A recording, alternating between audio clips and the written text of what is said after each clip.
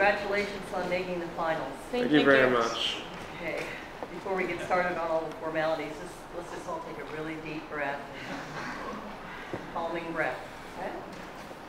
We'll introduce ourselves now. My name is Kat Wong. I'm a retired Superior Court Commissioner from Sacramento, California. My name is Joe Stewart. I'm a professor of political science at Clemson University in South Carolina. My name is Anthony Arpino. I'm an environmental attorney in Montpelier, Vermont. Would you introduce yourselves? Hi, good afternoon. My name is Sumang Chintamani. Brianna Meyer. Matthew Skibo. Cameron Clawater. Catherine Palmer. We're Unit 3 from Munster High School, representing the state of Indiana, and our teacher is Mr. Michael Gordon. We're now ready to testify. All right, as you can imagine, it is question 1 of Unit 3. An American scholar claims that because democracy is a government by persuasion and deliberation, it implies the existence of what in the British tradition is known as the loyal opposition. So long as the opposition is attached to the fundamental principles upon which democratic government is based, organized opposition to the prevailing government is not only legitimate, but essential to its proper functioning. Do you agree or disagree? And why? How would you describe or define loyal opposition? And how would you distinguish it from obstructionism? What purposes does or should loyal opposition serve in a democracy? You may begin. I do not love Congress. Senator Evan Bayh. These 5 little words splashed across the front pages and news desks of America on February 15, 2010, when Indiana's junior senator announced his retirement. These 5 little words caused quite an uproar. Congress is being criticized by one of its own. Senator Bayh's remarks illustrate the existence of loyal opposition. A minority within his own Democratic Party, Senator Bayh was opposed to the actions of his party and Congress as a whole. Bayh intended his criticisms to help Congress come together and pass necessary legislation, thus representing loyal opposition. Loyal opposition is defined by an individual, faction, or party who opposes an action or position of the majority. However, the criticisms must serve to benefit the common good, not the individual interest of the speaker. Loyal opposition must also remain true to the constitutional principles upon which our government is founded. We agree that loyal opposition is necessary to the proper functioning of any democracy. Without opposition and criticism, we would not be able to stop legislation that would ultimately be harmful. We would not be able to use Congress as a body of deliberation that compromises to achieve the best possible solutions to our problems. Loyal opposition has its roots in the party conflict between the Whigs and Tories of Britain's 18th century Parliament. The earliest evidence of loyal opposition in the United States was the anti-federalist faction that attempted to prevent the ratification of the Constitution. This faction was able to use its influence to add a Bill of Rights to our Constitution. Liberty is to faction what air is to fire, an ailment without which it instantly expires. James Madison, Federalist 10. Factions and parties are inevitable because our Constitution protects the rights of individuals to disagree with and criticize their government.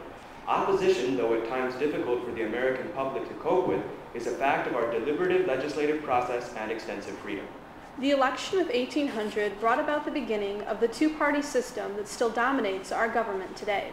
But the rise of political parties has made loyal opposition more difficult because leaders are more interested in gaining power and re-election. As Jefferson stated in his first inaugural address, every difference of opinion is not a difference of principle. We have called by different names, brethren of the same principle. We are all Republicans, we are all Federalists. Conversely, obstructionism is the deliberate attempt to stall the legislative process. There is a very fine line between loyal opposition and obstructionism. The filibuster is an excellent example of the bending of this line. There is no clause in the Constitution that says a 3/5 majority is necessary to pass a piece of legislation, but the Senate's rules have changed procedures to protect the minority's interests. The filibuster can be a tool of loyal opposition only if it is used judiciously. The filibuster should not be used on every piece of legislation that the minority opposes. Loyal opposition is embodied in party politics. Elections demonstrate additional purposes of loyal opposition. Opposition forces candidates and voters to become informed and engaged in political discourse. Through voting, we are able to express our opposition to the status quo. However, loyal opposition does not end at the ballot box. After elections are completed and the votes are tallied, opposition keeps policy from becoming too radical. With opposition, what is potentially harmful to polity often does not survive. Because you need to compromise in order to gain votes from one side or the other, policy ends up closer to the center than at the extremes. Senator Bai's remarks and other signs of loyal opposition in today's society embody legitimate democratic principles. The word opposition often carries negative connotations, but as legendary newsman Edward R. Murrow stated, "We must not confuse dissent with disloyalty. When the loyal opposition dies, I think the soul of America dies with it." Thank you. What relationship do you think there exists among the concepts of limited government, checks and balances, and loyal opposition? Well, I think that loyal opposition is not limited to just Congress, as we've stated.